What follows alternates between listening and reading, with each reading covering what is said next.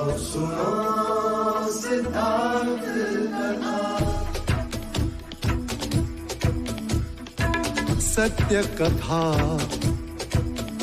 पुरुषार्थ कथा, सुनो सुनो सिद्धार्थ कथा। चढ़ते सूरज सा तेजवान वो कीर्तिमान, हुंकार भरे जब कूच करे, थर थर कांपे आसमान।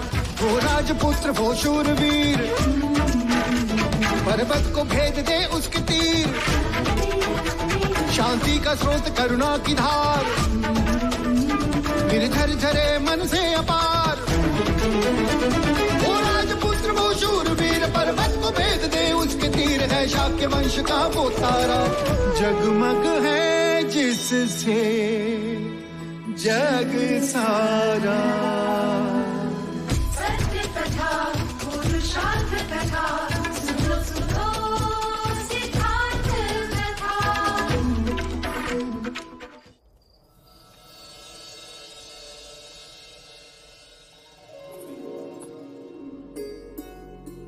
आज मानो लग रहा है कि यज्ञ सफल हुआ।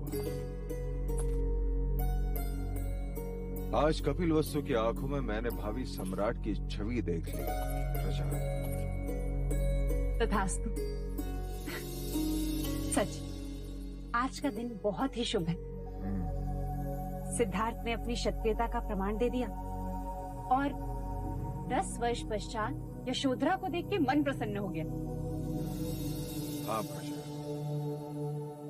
परंतु चिंता इस बात की है कि देवदाह लौटने के पश्चात राजा दंडपानी उसके साथ कैसा व्यवहार करेंगे। बिना उनकी आज्ञा लिए यहाँ जो आई है। कुछ नहीं होगा। पिता कितना भी कठोर हो, पुत्री के आगे झुक ही जाता है।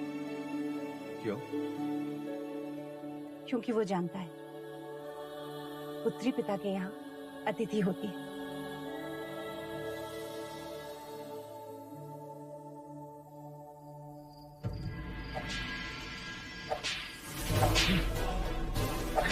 छोड़ो, छोड़ो देवदत्त, छोड़ो। ये क्या है?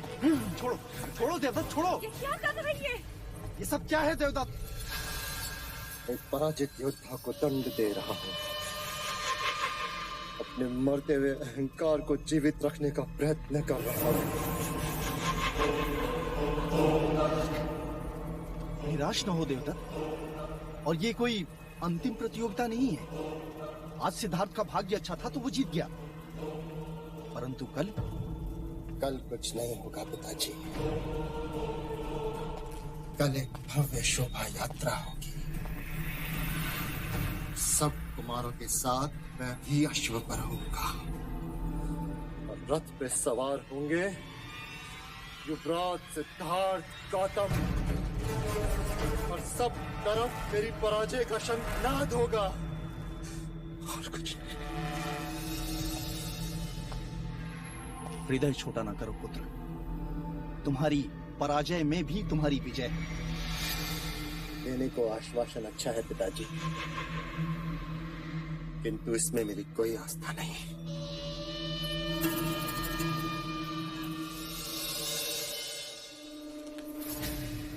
इस पर तो है,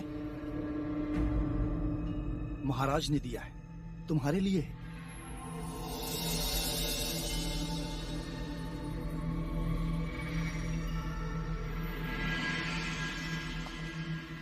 संगीत उत्सव में तो तुम आए नहीं, परंतु महाराज ने मुझे स्वयं बुलाकर कहा कि मैं जानता हूं देवदत्त निराश होगा।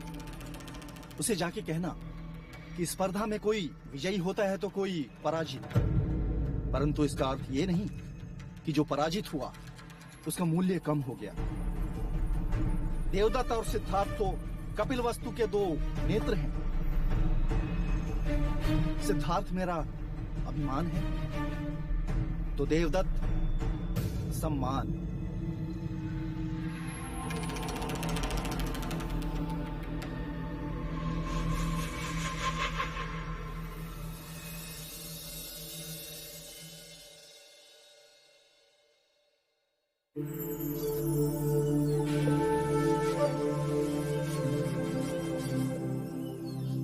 मुझे वहाँ अकेला छोड़कर यहाँ क्या देख रहे हो?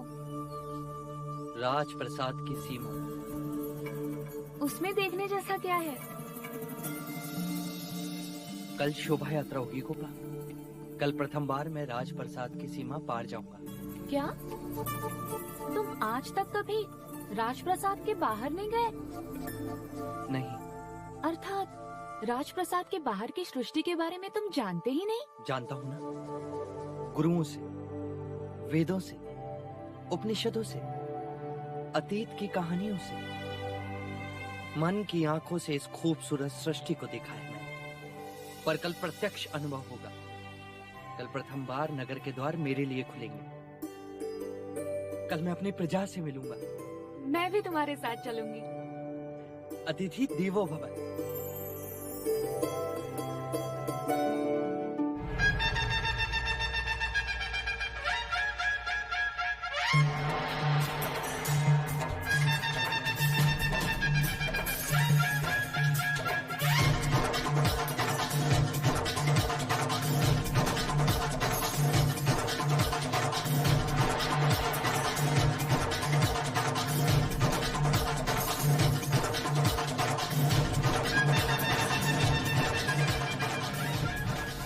पूरी सावधानी रखी है ना महामंत्री? जी महाराज। युवराज सिद्धार्थ जिस मार्ग से यात्रा करेंगे वहाँ चारों ओर सुगंधित फूल, हंसते चेहरे और प्रसन्नता का संगीत होगा।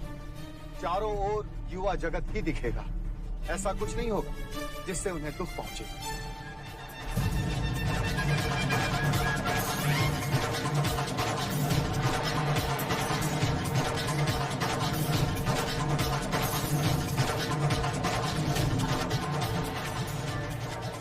युवराज, जब आप महाराज बने तो मुझे अपना रक्षक बना लेना। सुना है कपिल वस्तु के लोग तुरंत अपने हृदय में किसी को नहीं बसाते, पर तुम तो अभी से इनके हृदय पर राज कर रहे हो।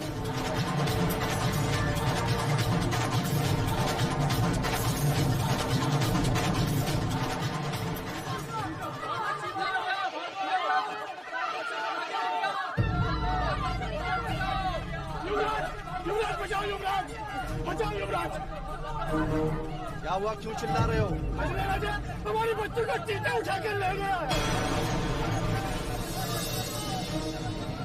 कब? बस थोड़ी देर पहले युवराज। तब तो निकट ही होगा। चलो चलो। युवराज, आप यात्रा छोड़कर नहीं जा सकते। ये समाचार सुन मैं रुक भी नहीं सकता। महाराज सुनेंगे तो अनर्थ हो जाएगा। आप चिंता न करिए, मैं और देवदास युवराज के साथ जाते हैं। आप राजप्रसाद जाइए। चल।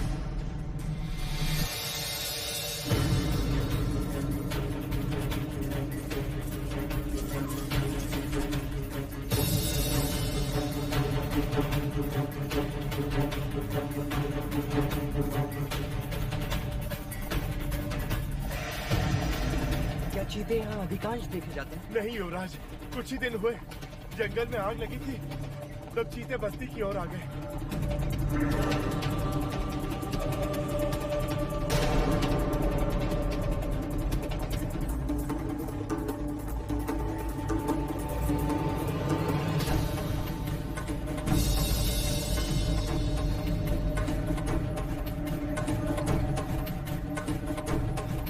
वो देखो, चीते के पंजों के निशान।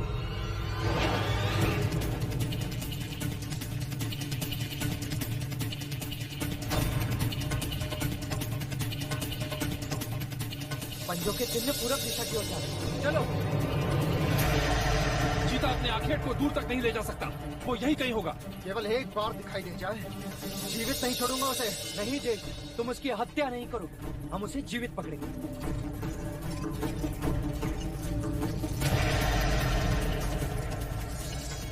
सुना, बच्चे की रोने की ध्वनि वहाँ झाड़ियों से आ रही है।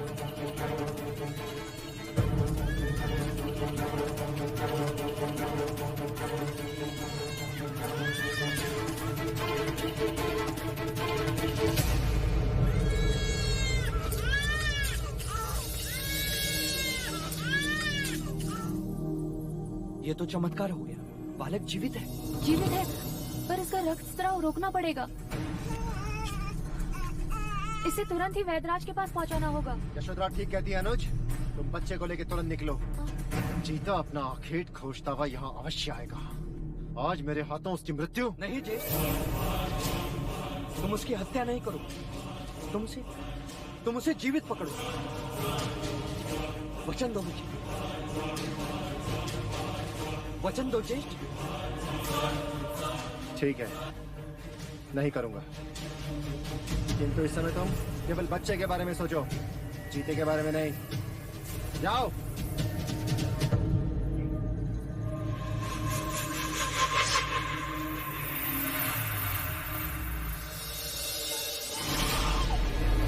वैदराज को बुलाइए।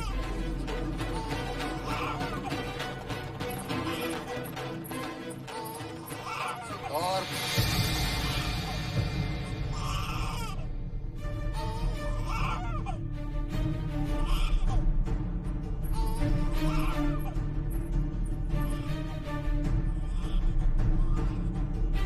तुम्हें इस बच्चे को यहाँ लाने की कोई आवश्यकता नहीं थी। किसी सैनिक के हाथों भेज दिया होता। बच्चे को घायल देख मैं अपने आप को रोक ना सका पिताजी।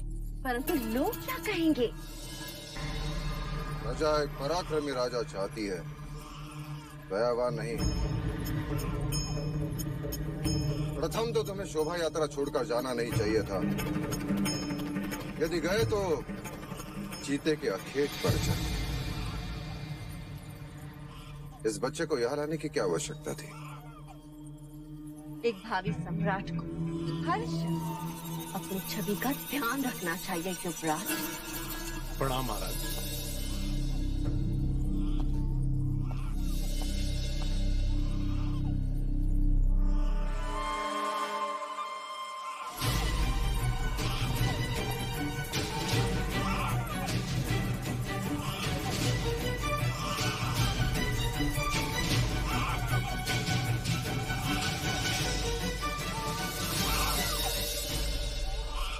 रक्तस्राव रोकने का प्राथमिक उपचार कारगर रहा। किसने किया है? यशोधरा ने। ईश्वर की कृपा से बहुत साधारण घाव आए, शीघ्र ठीक हो।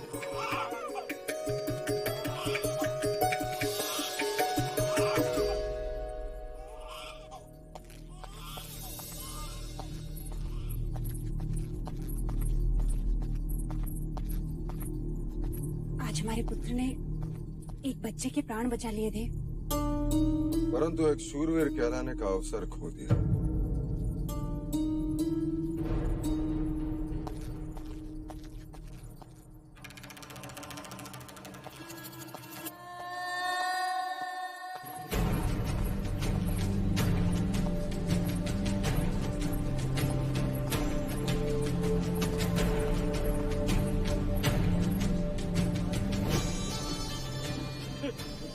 आप जैसे युवराज पाकर धन्य हो गए युवराज, हम धन्य हो गए युवराज, धन्य हो गए।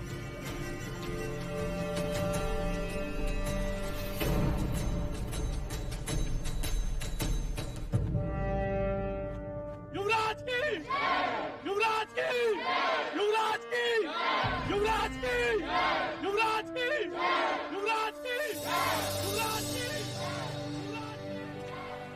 पूरा राजप्रसाद आपके पुत्र के जयघोष से गूंज रहा है देव। सम्राट में करुणा नहीं होनी चाहिए प्रजापति। सत्ता वही रहती है जहाँ भय होता है। मैं मानता हूँ कि आयु के साथ साथ विचार भी बदलते हैं, परंतु आंखों में अपने पिता के प्रति स्नेह घटता है, ये कभी नहीं सुना था। सिद्धार्थ,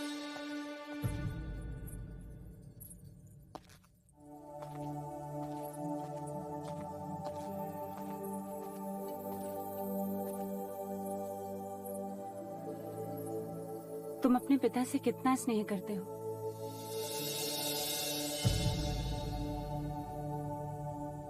जितना एक पुत्र अपने पिता से करता है।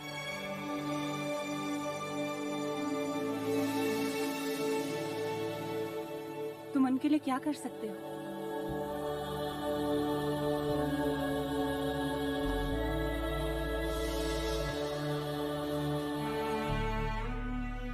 अगर वो कहें तो भी इन चरणों पर अपने प्राणों को त्याग सकता हूं।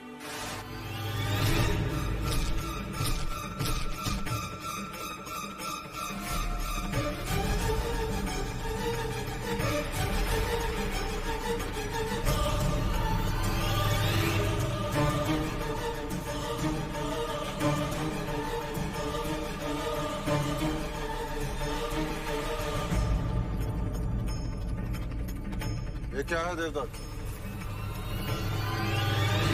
उसी नरभक्षी का सर जिसने बालक पर आक्रमण किया।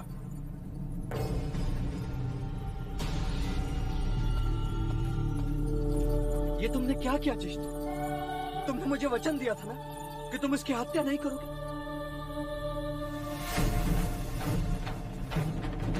और काका, हमने प्रयत्न किया था सिद्धार्थ, परंतु वो भाग रहा था। ये तो देवदत्त की वीरता थी, नहीं तो वो हमारे हाथ से निकल जाता। तो क्या उसे जीवित नहीं पकड़ सकते थे? तो क्या होता उससे? हमसे कहीं दूर जंगल में छोड़ा थे ताकि वो नरभक्षी किसी और के प्राण ले सके। वो नरभक्षी नहीं होते, हम उन्हें बनाते। उसने मनुष्य के बच्चे के प्राण लिए हैं। नहीं, वो बच्चा सुरक्षित है। और यदि उसकी मृत्यु हो जाती तो? मात्र शंका और एक प्राणी के जीवन को समाप्त कर दिया आपने। आखिर कहते हैं सिद्धार्थ, यदि मुझे संभवता लगे कि कल राज्य पाने के लिए तुम मेरी हत्या कर दोगे तो क्या अनुचित करूंगा? यदि मैं आज ही तुम्हारा वध कर दूं तो ज्येष्ठ।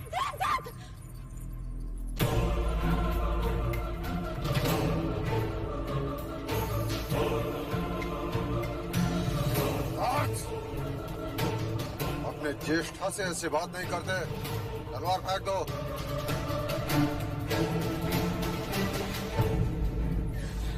देवदत्त सत्य कह रहा है युवराज सिद्धार्थ।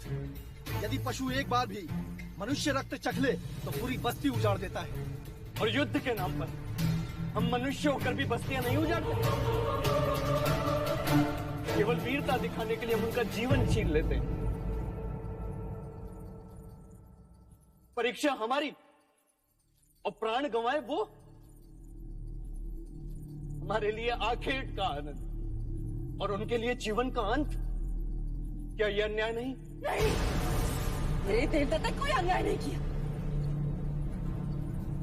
कहीं ये ईर्ष्या तो नहीं कि जो कार्य तुम्हें एक युवराज को करना चाहिए वही कार्य मेरे पुत्र ने पूरा कर दिया। अरे तुम्हें तो इसकी प्रशंसा करनी चाहिए, परंतु तुम इसी को दोषी ठहरा रहे हो। क्या ये अन्याय नहीं?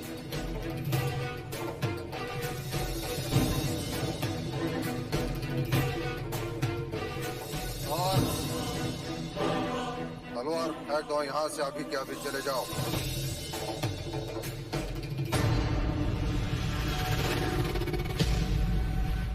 चले जाओ।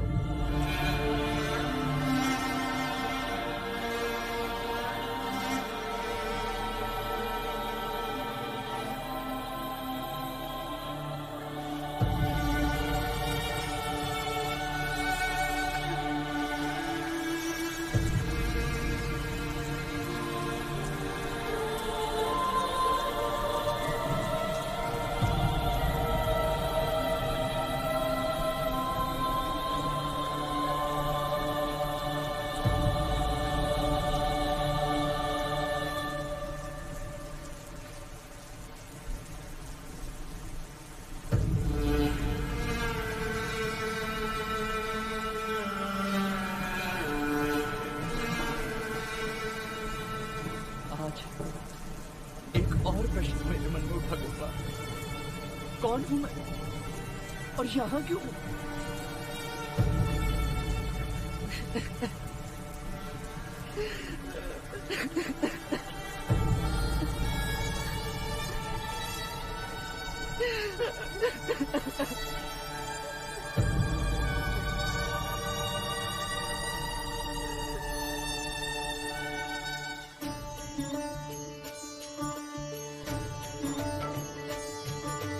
आरती उतारो श्री राम रघुवर की, राम रघुवर की, श्री राम सियावर की, राम रघुवर की, श्री राम सियावर की। आरती उतारो श्री राम रघुवर की, राम रघुवर की, श्री राम सियावर की। बोलो सियावर रामचंद्र की जय।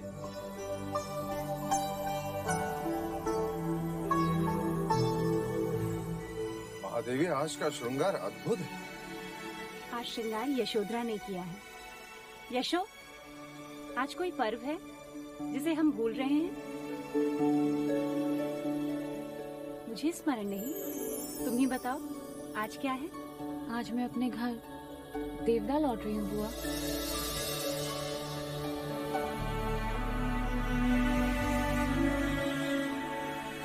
तुम जा रही हो? अभी तो तुम्हें जी भर के देखा भी नहीं, और तुम कुछ दिन और रुको हमारे पास। सुन लिया राम जी, बुआ कह रही है कि मैं कुछ दिन और रुक जाऊं। अब आप ही बताइए इन्हें कि वहाँ पिताजी को कौन समझाएगा। यहाँ मुझे देखकर इनका मन नहीं भर रहा, और वहाँ देवदाह में मुझे ना देखकर पिताजी का मन क्रोध से भर गया होगा।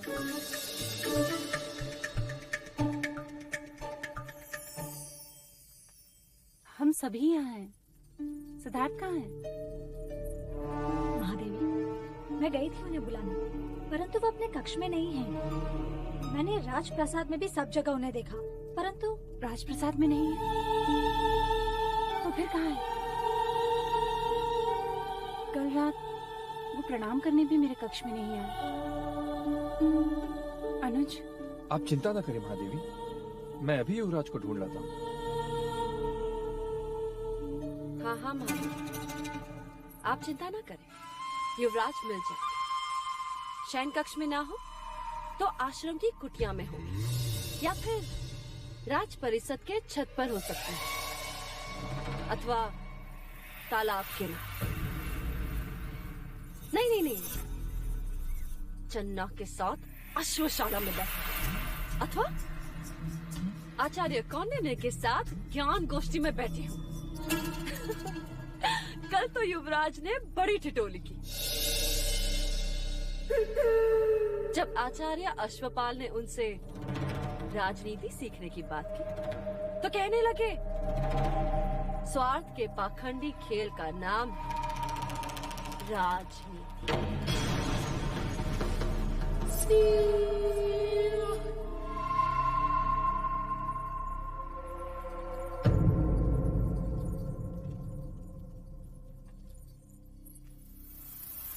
लो महादेव, मैं भी ढूंढाती हूँ हमारे युवराज को।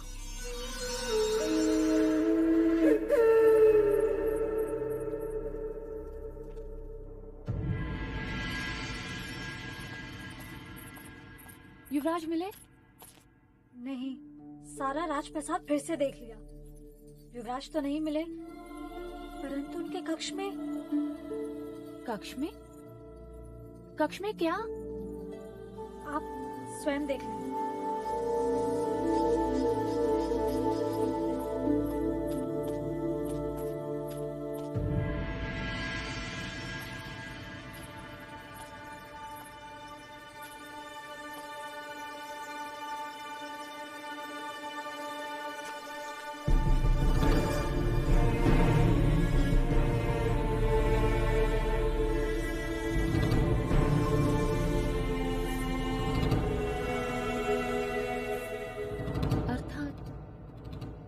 तक उस जीव की पीड़ा को भूल नहीं पाए।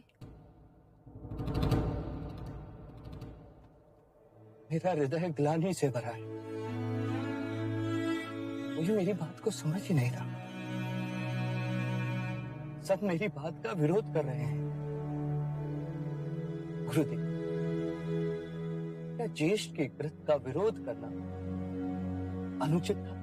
युवराज, जिस प्रकार हाथ की पांचों उंगलियां समान नहीं होती, उसी प्रकार मनुष्य की प्रकृति भी एक समान नहीं होती। तुम अहिंसा को मानते हो देवदत्त।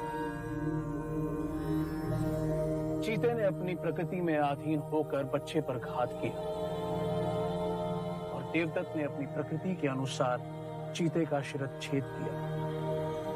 तुमने अपनी प्रकृति के वश में होकर बच्चे के प्राण बचाए।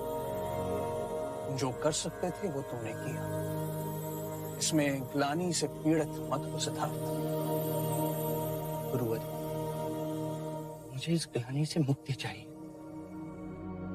क्या इस पीड़ा से कोई मुक्ति नहीं? मुक्ति है। पशुओं की प्रकृति उनके प्राण के साथ जाती है, परंतु मनुष्य चाहे तो अपनी प्रकृति बदल सकता है। वो हिंसक से अहिंसक बन सकता है। वो स्वयं पर संयम पा सकता है, जो पशु नहीं कर सकते। गुरुदेव, आप ही कोई उपाय सुझाइए। अपने मन को शांत करो। ध्यान में बैठकर अपने विचारों पर, अपनी भावनाओं पर संयम पाने का प्रयत्न करो। शांत मन मनुष्य के प्रत्येक समस्या का चिकित्सक होता है। तुम्हें अपने आप मुक्ति मिलेगी।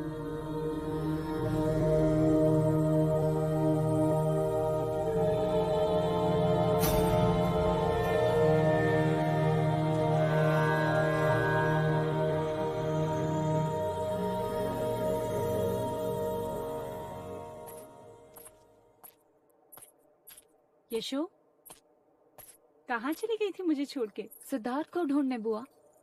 उसे पता है कि आज मैं देवदाह लौट रही हूँ और बिना कुछ बताए चला गया।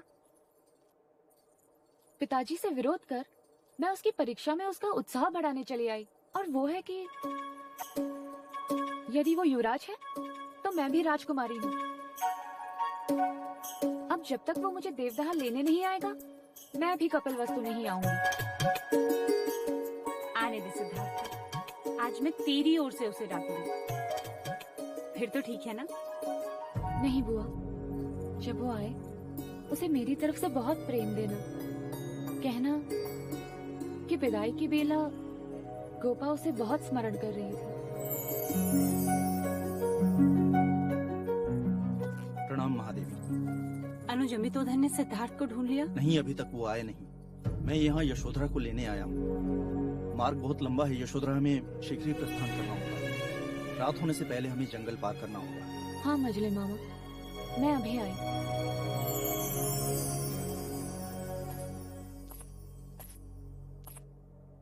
अनुज, यशोधरा को छोड़ने देवदाह जा रहे हो। यदि भैया से कुछ कहा सुनी हो जाए तो मन मैला ना करना। आप निश्चिंत रहिए महादेवी, मैं अपनी मर्यादा भंग नहीं करूंगा।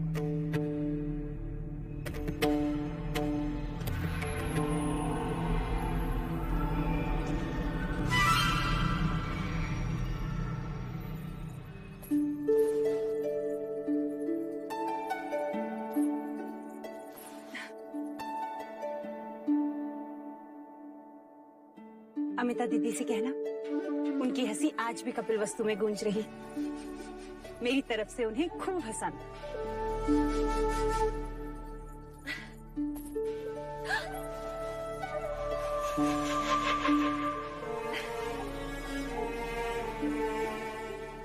मैं भी चाह रही थी कि तुम कुछ और दिन रुक जाते। फिर देवदत्त तुम्हें देवता छोड़ा था। कह भी रहा था अभी तक तुम्हें यशोधरा से ठीक से मिला भी नहीं। अति शीघ्र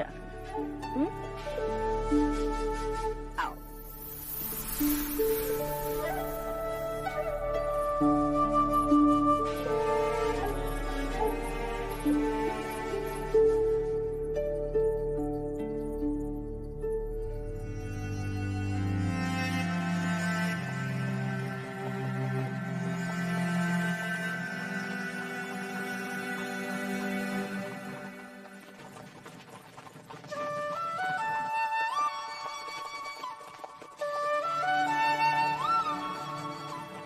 सिद्धार्थ की बांसुरी की ध्वनि है। पालकी रोकिए। मछली मामा, लगता है सिद्धार्थ यहीं कहीं है। मैं उसे मिलकर अभी आती हूँ।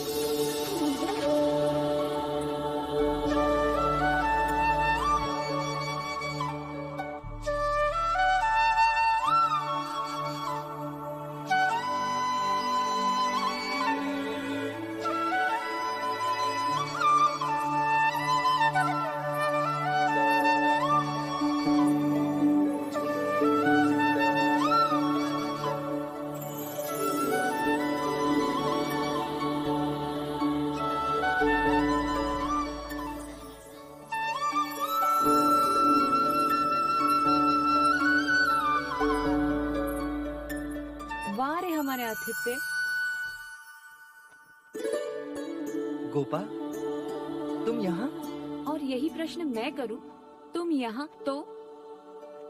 वहाँ राजप्रसाद में सब तुम्हें ढूंढ रहे और तुम हो कि माना कि कोई डांटे तो बुरा लगता है, पर इसका अर्थ ये नहीं कि तुम सबसे रूठकर इस तरह वन प्राणी बन जाओ। ठीक है, मुझसे नहीं मिलना तो ना मिलो। वैसे भी मैं जा रही हूँ। 10 वर्षों के पश्चात आई हो, 10 दिन भी नहीं रुकोगी? रुक भी जाऊं तो करूंगी क्या? राजप्रसाद में तुम्हें ढूंढती फिरूंगी। और क्या करूंगी? मैं भी वही कर रहा हूँ। क्या? तुम किसे ढूंढ रहे हो? स्वयं को। लोग ईश्वर को ढूंढते हैं और तुम स्वयं को? हाँ। यदि किसी दिन मुझे ईश्वर मिल गए और उन्होंने कहा, कौन हो तुम? तो क्या कहूंगा मैं, जब मैं स्वयं को नहीं जानता? तो जान लो, देख लो, मिल लो मेरी आंखों में स्वयं से।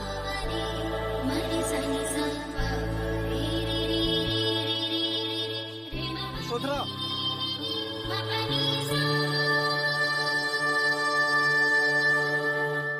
तुम्हारे जाने का समय हो गया गोपा। जाने से पहले तुमसे एक बात कहनी थी सिद्धार्थ। क्या? यदि तुम बुरा ना मानो तो।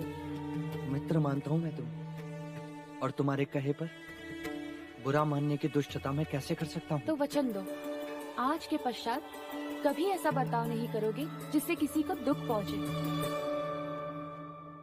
मामा महाराज नहीं चाहते कि तुम साधु सन्यासी की तरह ध्यान में बैठो, और बुआ ये नहीं चाहती कि तुम सबसे अलग अलग रहो, अकेले रहो। मैं कभी अकेला नहीं होता। प्रत्येक क्षण मेरे प्रश्न मेरे साथ होते। ये प्रश्न ही तुम्हारी समस्या के जड़ हैं।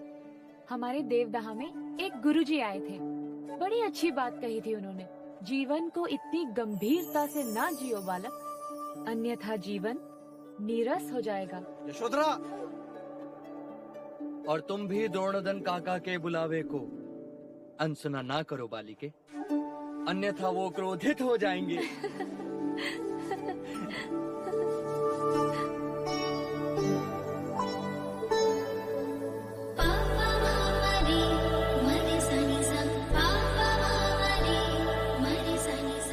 फिर कब आओगी गोपा? जब तुम मुझे देवदाह लेने आओगे। जानती हो तुम, नगर के द्वार मेरे लिए नहीं खुलते गोपा। जानते हो तुम, समय के सामने किसी की नहीं चलती। तो प्रतीक्षा रहेगी समय की शाख पर उस घड़ी के उगने की।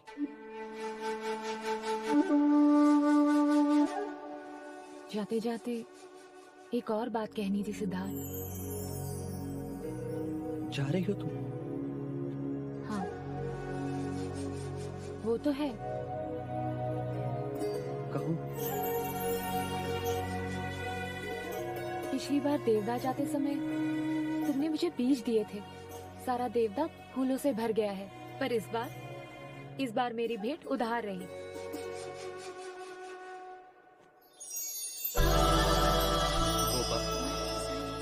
आचार्य कौंडिन्य कहते हैं जिस समय का कार्य उसी समय कर लेना चाहिए, अन्यथा। इस समय यहाँ क्या भेंट दोगे मुझे?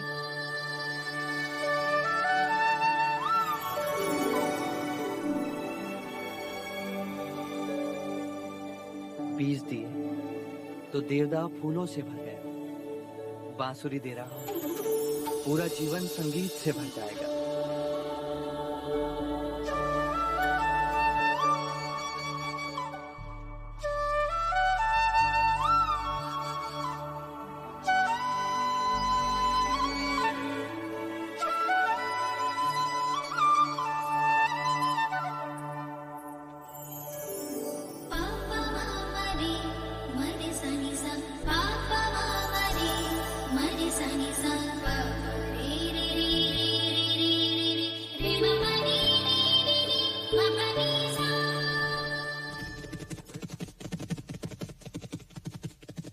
युवराज,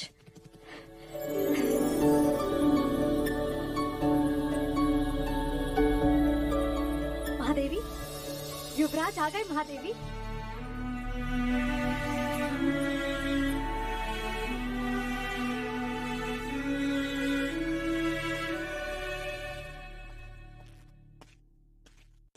सिद्धार्थ,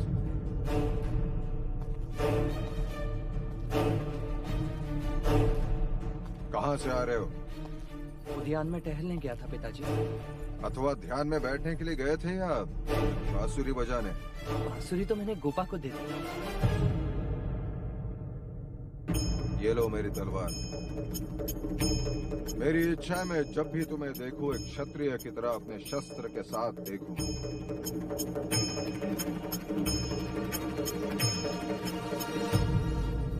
इसका भार मैं नहीं उठा सकता। ये मत भूलो कि तुम एक क्षत्रिय हो। स्मरण है मुझे, मैं मनुष्य हूँ। क्षत्रिय शिक्षा मनुष्य को सम्राट बनाती है, और तुम्हारी शिक्षा ने तुम्हें इतना निर्बल बना दिया है कि अपने पूर्वजों की तलवार का बोझ नहीं उठा सकते। और तुम्हारे कक्ष में चीते की मूर्ति का क्या अर्थ है? उसकी पीड़ा मेरे हृदय पर घात कर रही थी और मेरे हाथ उस पत्थर पर घात कर रही और मूर्ति बन गई। सिद्धार्थ, कर्म ऐसे करो जिस पे अभिमान हो, ना के। जी महादेवी, जाओ जाके भोजन का प्रबंध करो। युवराज ने सुबह से कुछ नहीं खाया। सिद्धार्थ, चाहो तो जाके स्नान कर लो।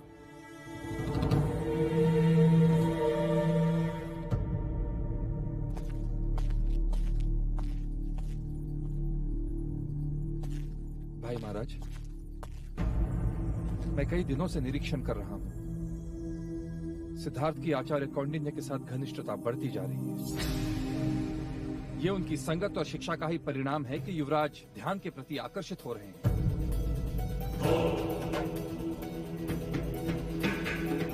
हमें आचार्य कौंडिन्य को उनके कार्य से मुक्त कर देना चाहिए। 100% काकाश्री। वैसे भी शिक्षा के नाम पे उनके पास सिखाने के लिए अब कुछ नहीं गए, केवल दक्षिणा की लालसा है बस। नहीं महाराज, हमें ऐसा कुछ नहीं करना चाहिए। आचार्य कौंडिन्य कपिलवस्तु के सबसे बड़े बुद्धिजीवी हैं। उनकी संगत में रहकर सिद्धार्थ को सही मार्ग मिलेगा। उनके ज्ञान से हमें सिद्धार्थ को वंचित नहीं रखना चाहिए।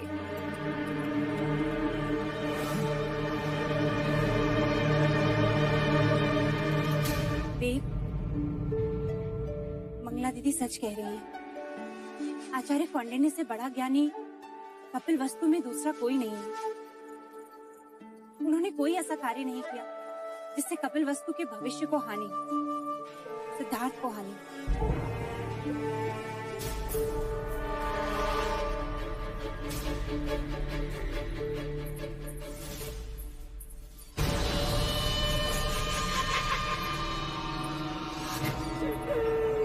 देवदत्त, आप आपको क्या आवश्यकता थी मजलिका की बात का विरोध करने की? माँ, आप तो जानती हैं कि गुरुवर कौंडिन्य सिद्धार्थ के कितना निकट है और मुझसे कितने मतभेद हैं उनके। बचपन से लेकर आज तक हमेशा उन्होंने सिद्धार्थ का पक्ष लिया है, मुझसे केवल घृणा की है। और आज जब उनकी निवृत्ति की बात आई तो आपने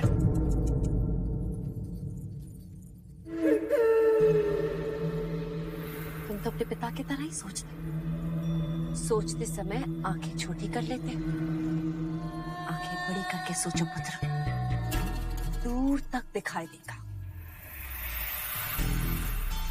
कौंडिन्य यहाँ रहेगा तो सिद्धार्थ का सन्यासी बनना निश्चित है। वो उसकी संगत में रहकर ध्यान में बैठना सीख रहा है, और ध्यान में बैठने वाला सन्यासी ही बनता है, राजा नहीं।